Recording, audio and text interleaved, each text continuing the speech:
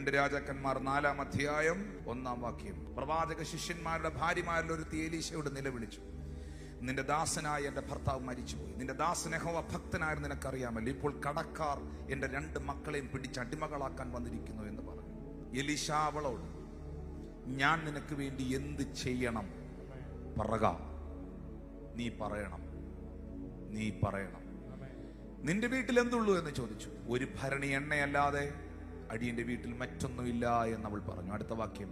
അതിനവൻ, നീ ചെന്ന് നിന്റെ അയൽക്കാരോടൊക്കെയും വെറും പാത്രങ്ങൾ വായ്പ വാങ്ങുക, പാത്രങ്ങൾ കുറവായിരിക്കരുത്. അടുത്ത വാക്യത്തിൽ എഴുതിയിട്ടുണ്ട്, പിന്നെ നീയും നിന്റെ മക്കളും അകത്ത് കയറി വാതിലടച്ച് പാത്രങ്ങളിലൊക്കെയും പകർന്ന് നിറഞ്ഞത് ഒരു ഭാഗത്തേക്ക് മാറ്റിവെക്കുക എന്ന് പറഞ്ഞു. അടുത്ത വാക്യത്തിൽ എഴുതിയിട്ടുണ്ട്, അവൾ വീട്ടിൽ ചെന്ന മക്കളോടുകൂടെ അകത്ത് കടന്ന് വാതിലടച്ചു അവളുടെ അടുക്കളയിൽ പാത്രങ്ങളെ വെച്ചു, അത് പകരുകയും ചെയ്തു. അടുത്ത വാക്യത്തിൽ പാത്രങ്ങൾ നിറഞ്ഞ ശേഷം തന്റെ മക്കളോട് ഇനിയും പാത്രം കൊണ്ടുവരിക എന്ന് പറഞ്ഞു. അവൻ അവളോട്, പാത്രമൊന്നുമില്ല, നിറച്ചു. ദൈവം ആ വീട്ടിൽ സമൃദ്ധിയുടെ വാതിൽ തുറന്നു. എങ്ങനെയാണ് ആ സമൃദ്ധിയുടെ വാതിൽ തുറന്നതെന്ന് മനസ്സിലാക്കണം.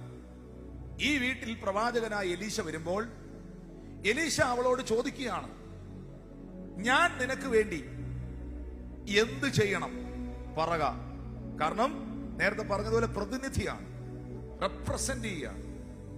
ഞാൻ നിനക്ക് വേണ്ടി എന്ത് ചെയ്യണം പറക.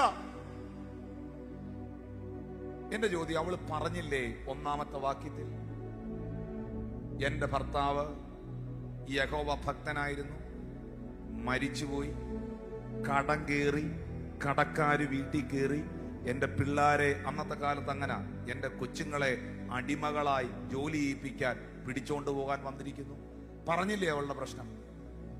പിന്നെന്തിനാ 2-ാമത്തെ വാക്യത്തിൽ എലീശ അവളോട് പറഞ്ഞത്, ഞാൻ നിനക്ക് വേണ്ടി, അല്ലെങ്കിൽ ദൈവം നിനക്ക് വേണ്ടി എന്താ ചെയ്യേണ്ടത് നീ പറക. നിന്റെ വീടിന്റെ പ്രതിനിധി നീയാണ്, ഞാനല്ല. നിന്റെ വീട്ടിൽ എന്ത് നടക്കണമെന്ന് നീ പറയണം.